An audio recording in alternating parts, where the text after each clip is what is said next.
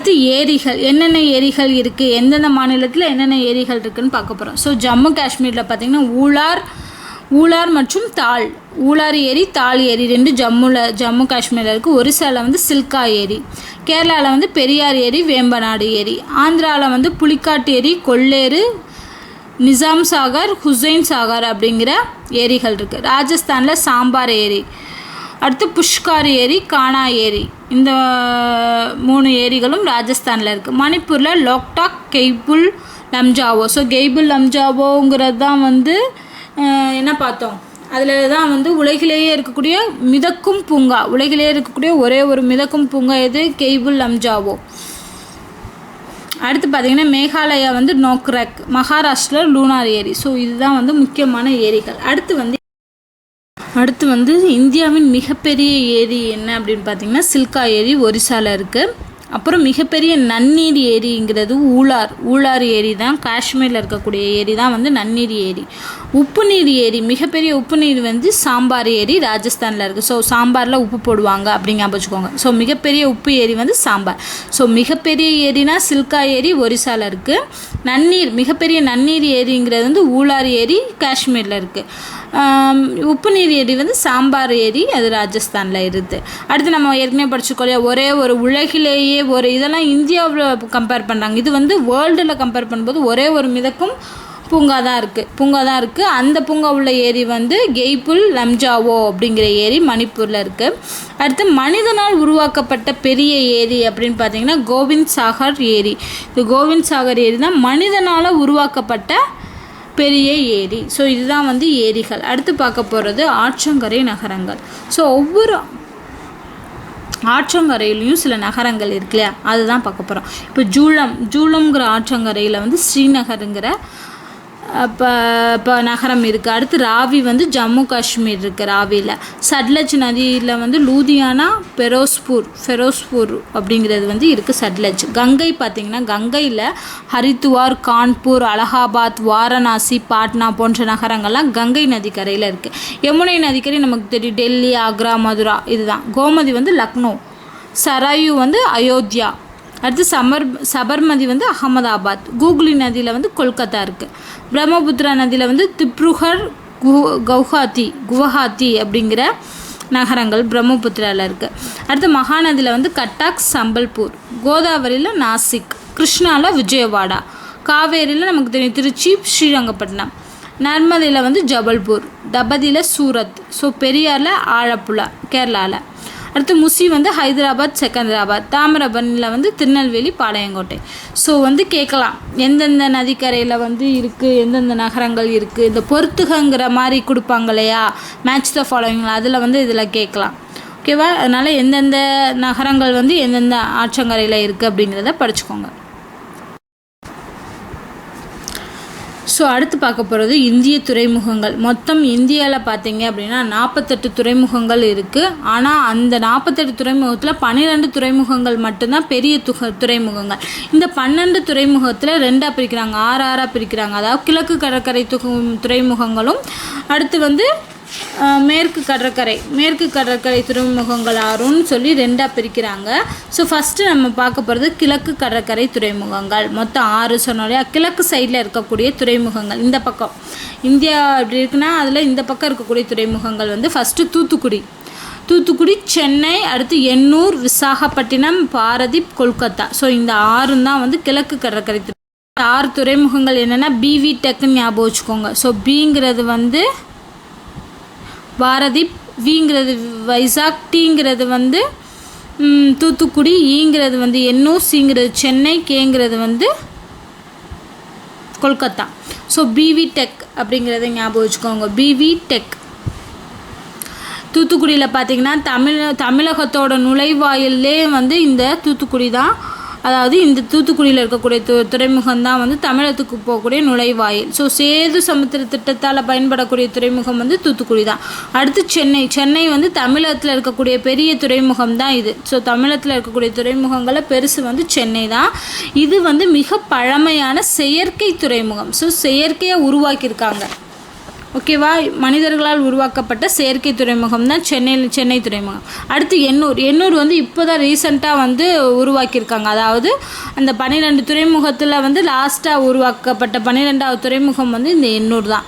அடுத்து விசாகப்பட்டினம் பார்த்திங்கன்னா டால்ஃபின் முனை அப்படின்னு சொல்கிறாங்க. அந்த விசாகப்பட்டினம் துறைமுகத்தை வந்து டால்ஃபின் முனை, அதே சமயம் ஆழமான துறைமுகமாக இது வந்து 2ஆம் உலகப் போரில் ஜப்பானிய தாக்குதலில் இந்த துறைமுகம் வந்து ரொம்ப பாதிக்கப்பட்டுருச்சு. ஓகேவா, 2ஆம் உலகப் போரில் ஜப்பானிய தாக்குதலில் பாதிக்கப்பட்ட துறைமுகம் வந்து விசாகப்பட்டினம். அடுத்து பார்த்திங்கன்னா இதை மாங்கனீசு துறைமுகம் அப்படின்னு சொல்கிறாங்க. ஸோ டால்ஃபின் முனை, மாங்கனீசு துறைமுகம் வந்து விசாகப்பட்டினம். அடுத்து பாரதீப்ங்கிற துறைமுகம் வந்து ஒரிசாவில் இருக்குது. இது வந்து ஜப்பானுக்கு இரும்பு ஏற்றுமதி செய்யக்கூடிய துறைமுகம். ஸோ ஜப்பானுக்கு இரும்பு ஏற்றுமதி இந்த பாரதீப் துறைமுகத்தின் மூலமாக தான் ஏற்றுமதி செய்யப்படுது. அடுத்து கொல்கத்தா பார்த்திங்கன்னா ஆற்று துறைமுகம், வைர துறைமுகம் அப்படிங்கிற பேரில் இதை அழைக்கிறாங்க கொல்கத்தா. ஏன் அப்படின்னா இந்த இடத்துல தான் கூகுளி நதியின் மூலம் கடலோடு இணைக்கப்படுது. ஓகேவா, இந்த கொல்கத்தா துறைமுகம். அடுத்து இந்த கூகுளி நதியில் தான் மிக அதிக அளவு உள்நாட்டு நீர்வழி போக்குவரத்து நடைபெறுது. ஸோ இந்த நதிக்கரையில் தான் வந்து உள்நாட்டு நீர்வழி போக்குவரத்து அதிகமாக நடைபெறதுனால இதை ஆற்று துறைமுகம்னு சொல்கிறாங்க. இதோட துணை துறைமுகம் என்ன அப்படின்னா, அந்த கொல்கத்தா துறைமுகத்துக்கு ஒரு துணை துறைமுகம் இருக்குது. அதுதான் வந்து ஹால்தியாங்கிறது தான் துணை துறைமுகம். ஸோ இதுதான் வந்து கிழக்கு கடற்கரை துறைமுகங்கள். கடற்கரை துறைமுகங்கள். ஸோ இந்த பக்கம் இந்தியாவோட இந்த பக்கம் மேற்கு பக்கம் இருக்கக்கூடிய துறைமுகங்கள் வந்து கீழே வந்து என்ன இருக்குது, கொச்சின், அடுத்து மங்களூர், அடுத்து கோவா, மர்மகோவா, நவசேவா, மும்பை, இதுதான் காண்ட்லா. இந்த 6 தான் வந்து மேற்கு கடற்கரை துறைமுகங்கள். ஸோ ஃபஸ்ட்டு கொச்சின்ங்கிறது வந்து என்னென்னா ஒரு இயற்கையான துறைமுகம். இங்கே தான் வந்து பெட்ரோலிய இறக்குமதி நடைபெறுது. ஸோ பெட்ரோலியம் இறக்குமதி ஆகக்கூடிய இடம் வந்து கொச்சின் துறைமுகம். அடுத்து மங்களூர், இதை வந்து இந்த இடத்துல வந்து குதிரைமுக்கு இரும்புத்தாது வந்து அதிகமாக ஏற்றுமதி செய்யக்கூடிய இடம் வந்து மங்களூர். அடுத்து கோவா, போர்ச்சுகீசியர்களால் உருவாக்கப்பட்ட துறைமுகம் தான் கோவா துறைமுகம். மொத்த இரும்பு ஏற்றுமதியில் 60% வந்து இந்த துறைமுகத்தின் மூலமாக தான் ஏற்றுமதி செய்யப்படுது. அடுத்து நவசேவாங்கிறது வந்து ஜவஹர்லால் நேரு துறைமுகம் அப்படிங்கிற பேர் வந்து நவசேவா துறைமுகத்துக்கு உண்டு. இது மும்பை துறைமுகத்தின் வேலைப்பளுவை குறைக்க உருவாக்கப்பட்டது. ஸோ இது ஒரு நவீன துறைமுகம். மும்பை துறைமுகத்தில் அதிக வேலைப்பளு இருக்கிறதுனால அதை வந்து பிரித்து இந்த துறைமுகத்துக்கு கொடுத்துருக்காங்க. ஸோ அதை குறைக்கிறதுக்காக உருவாக்கப்படுறது நவசேவா நவீன துறைமுகம்னு சொல்கிறாங்க. அடுத்து மும்பை, இது இந்தியாவிலேயே ஆரம்பிக்கப்பட்ட முதல் துறைமுகம் வந்து இந்த மும்பை தான். அது மட்டும் இல்லாமல் பெரிய இயற்கை துறைமுகம், இந்தியாவோட நுழைவாயில் அப்படின்னு சொல்கிறாங்க. ஸோ இந்தியாவில் முதல்ல உருவாக்கப்பட்ட துறைமுகம் அப்படிங்கிறது வந்து மும்பை துறைமுகம் தான். அடுத்து காண்ட்லாங்கிறது என்னென்னா ஒரு ஓத துறைமுகம். கராச்சி துறைமுகத்தின் இழப்பை ஈடு செய்யறதுக்காக உருவாக்கப்பட்டதான் இந்த காண்ட்லா. ஓகேவா, இது இந்த 6 வந்து மேற்கு கடற்கரை துறைமுகங்கள். இப்போ வந்து துறைமுகம் படுத்தாச்சு. அடுத்து வான்வழி போக்குவரத்து எப்படி நடைபெறுது? வான்வழினா வந்து ஃப்ளைட் அந்த போக்குவரத்து எப்படி ஆரம்பிச்சிச்சுன்னா, ஃபஸ்ட்டு இந்தியாவில் வான்வழி போக்குவரத்து அறிமுகப்படுத்தப்பட்டது வந்து 1930 ஃபஸ்ட் டைம் வந்து வான்வழி போக்குவரத்து ஆரம்பித்தது. நம்ம சர்வதேச அளவில் வான்வழி போக்குவரத்து வந்து ஏர் இந்தியா மூலமும் உள்நாட்டுக்குள்ளே வந்து இந்தியன் ஏர்லைன்ஸ் மூலமும் வந்து வான்வழி போக்குவரத்து நடைபெறுது. அடுத்து வந்து பவன் ஹான்ஸ் நிறுவனம், இது வந்து ஹெலிகாப்டர் சேவை வந்து பண்ணுது, பவன் ஹான்ஸ் நிறுவனம். அடுத்து வந்து இந்தியாவில் மொத்தம் 16 சர்வதேச விமான நிலையங்கள் உண்டு. ஸோ ஒவ்வொரு மாநிலத்தையும் ஒவ்வொரு விமான நிலையம் இருக்குது, ஒவ்வொன்றுக்கும் ஒவ்வொரு பேர் இருக்குது, அது தெரிஞ்சுக்கணும். ஸோ சென்னையில் இருக்கிறது வந்து அண்ணா பன்னாட்டு விமான நிலையம். ஹைதராபாத்தில் வந்து ராஜீவ் காந்தி. கொச்சினில் வந்து நீடும் பசேரி விமான நிலையம். அடுத்து கோவாவில் தபோலிம் விமான நிலையம். மும்பையில் இருக்கிற வந்து சத்ரபதி சிவாஜி ஏர்போர்ட். கொல்கத்தா வந்து சுபாஷ் சந்திர போஸ்.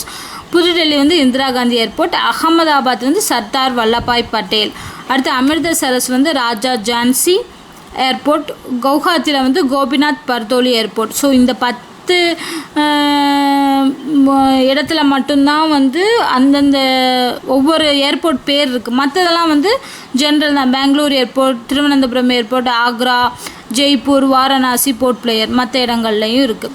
ஸோ இதுதான் வந்து ஒவ்வொரு நகரத்தில் இருக்கக்கூடிய அந்த ஏர்போர்ட்டோட பேர். ஸோ இது ஞாபகம் வச்சுக்கோங்க, இந்தந்த நகரங்களுக்கு இந்தந்த ஏர்போர்ட் நேம் அப்படின்னு சொல்லி. அடுத்து வந்து ரயில் போக்குவரத்து. ஸோ வந்து நம்ம வான்வழி போக்குவரத்து பார்த்தாச்சு. அடுத்து பார்க்க போகிறது ரயில் போக்குவரத்து. ஆசியாவிலேயே மிகவும் அடர்த்தியான ரயில் போக்குவரத்து நம்ம இந்தியாவில் தான் இருக்குது.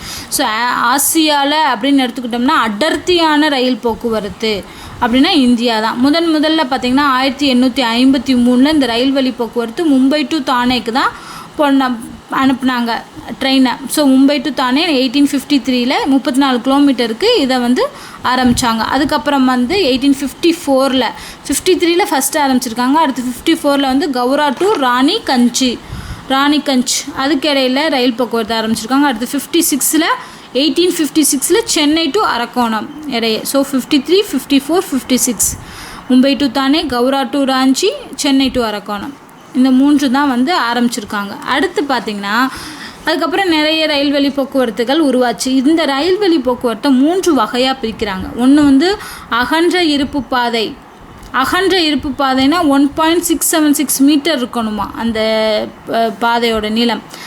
அடுத்து மீட்டர் இருப்பு பாதைனா 1 மீட்டர் மட்டும். அடுத்து குறுகிய இருப்பு பாதைனா 1 மீட்டருக்கு கம்மியாக 0.762 மீட்டர் அப்படின்னு 3 வகையாக இந்த ரயில் போக்குவரத்தை பிரிக்கிறாங்க. பார்த்திங்கன்னா மொத்தம் இந்த ரயில்வே போக்குவரத்தில் மொத்தம் 16 மண்டலங்களாக பிரிச்சுருக்காங்க. அதுதான் என்னென்ன அப்படின்னா ஃபஸ்ட்டு தெற்கு ரயில்வே, வடக்கு ரயில்வே, கிழக்கு ரயில்வே, மேற்கு ரயில்வே, அதுக்கப்புறம் மத்திய ரயில்வே, அடுத்து தென் மத்திய ரயில்வே, இந்த மாதிரி 16 மண்டலமாக பிரிச்சுருக்காங்க. அந்த மண்டலங்கள் எங்கெங்கே இருக்குது. ஸோ தெற்கு ரயில்வே மண்டலம் சென்னையில் இருக்குது. அடுத்து வடக்கு ரயில்வே மண்டலம் புதுடெல்லி. ஸோ வடக்குனா டாப்பில் புதுடெல்லி. அடுத்து கிழக்குனா கொல்கத்தா, மேற்குனா மும்பை. ஸோ கீழே சென்னை, அதுக்கு மேலே புதுடெல்லி, இது கிழக்கில் கொல்கத்தா, இந்த பக்கம் மும்பையில் சர்ச் கேட். இதுதான் மேற்கு ரயில்வே மண்டலம். அடுத்து சென்டரில் பார்த்திங்கன்னா மத்திய ரயில்வே மண்டலமும் மும்பை சிவாஜி முனையில் இருக்குது. அடுத்து தென் மத்திய ரயில்வே மண்டலம் செகந்திராபாத். ஓகேவா, தென் மத்திய ரயில்வே மண்டலம் செகந்திராபாத். அடுத்து பார்த்தீங்க அப்படின்னா தென் மத்திய பார்த்துருவோம். ஸோ வட மத்திய அலகாபாத். அடுத்து கிழக்கு மத்திய ஹாஜிப்பூர், மேற்கு மத்திய ஜபல்பூர். அடுத்து தென்கிழக்கு. ஸோ தென்கிழக்கு கொல்கத்தா, வடகிழக்கு கோரக்பூர், தென்மேற்கு ஹூப்ளி, வடமேற்கு ஜெய்ப்பூர். அடுத்து தென்கிழக்கு மத்திய பிலாஸ்பூர், கிழக்கு கடற்கரை புவனேஸ்வர், வடகிழக்கு எல்லை பகுதி மாலிகான். ஸோ இந்த 16 மண்டலங்களும் எந்தெந்த இடத்துல அமைஞ்சிருக்கு அப்படிங்கிறத பார்த்துக்குருவோம். அடுத்து ரயில் சம்பந்தமான தொழிற்சாலைகள். இந்த ரயில் போக்குவரத்து உருவாச்சு இல்லையா, அதனால் என்னென்ன தொழிற்சாலைகள்லாம் உருவாச்சு அப்படிங்கிறது தான் பார்க்க போகிறோம். ஃபஸ்ட்டு சித்ரஞ்சன் ரயில் என்ஜின் தொழிற்சாலை மேற்கு வங்காளத்தில் ஆரம்பித்தாங்க. சித்ரஞ்சன் ரயில் என்ஜின் தொழிற்சாலை மேற்கு வங்காளம். டீசல் என்ஜின் தொழிற்சாலை வாரணாசி, உத்தரப்பிரதேசத்தில். அடுத்து ரயில் பெட்டி தொழிற்சாலை 2 இடத்துல. ஒன்று தமிழ்நாட்டில் பெரம்பலூர், இன்னொன்று பஞ்சாப் காபூர்தலா. 2 இடத்துல ரயில் பெட்டி தொழிற்சாலை. அடுத்து டீசல் உதிரி பாகங்கள் தொழிற்சாலை பஞ்சாபில் பட்டியாலாங்கிற இடத்துல. அடுத்து சக்கரை மற்றும் அச்சு தயாரிப்பு தொழிற்சாலை பெங்களூர், ஏலகங்கா. ஸோ இதெல்லாம் இந்த ரயில் போக்குவரத்து மூலமாக உருவாக்கப்பட்ட தொழிற்சாலைகள். இதில் சில நோட்ஸ் என்னென்னா 1994 அதிவேக ரயிலில் பயணம் செய்பவர்களுக்குன்னு காப்பீட்டு திட்டம் கொண்டு வந்த ஆண்டு பார்த்திங்கன்னா 1994. அதுக்கப்புறம் ரயில்வே துறையோட நுகர்வோர் பாதுகாப்பு கழகம்னு உருவாக்குனது 1997 புதுடெல்லியில் உருவாக்கியிருக்காங்க. அடுத்து பாதாள ரயில் திட்டம்னு ஃபஸ்ட்டு உருவானது கொல்கத்தாவில் தான். அடுத்து பறக்கும் ரயில் திட்டம் முதலில் உருவானது சென்னையில். அடுத்து முதல் மின்சார ரயில் ஃபஸ்ட்டு மின்சார எலக்ட்ரிக் ட்ரெயின் 1925 ஆரம்பிச்சிருக்காங்க, மும்பை டு குர்லா மின்சார ரயில். அடுத்து தனிப்பட்ட ரயில்வே பட்ஜெட், ரயில்வேக்குன்னு தனியாக பட்ஜெட்டை ஒதுக்கணும் அப்படின்னு சொல்லி ரயில்வே பட்ஜெட்டை கொண்டு வந்தது 1924. அப்புறம் அடர்த்தியான ரயில் பாதைகளை கொண்ட மாநிலம், ரொம்ப அதிக அடர்த்தியான ரயில் பாதைகளை கொண்ட மாநிலம் பஞ்சாப். ரயில் பாதையே இல்லாத மாநிலம் மேகாலயா. ஸோ மேகாலயாவில் ரயில் பாதையே கிடையாதான். ஸோ இதெல்லாம் ரயில் தொழிற்சாலை ரிலேட்டடாக இருக்கக்கூடிய பாயிண்ட்ஸு.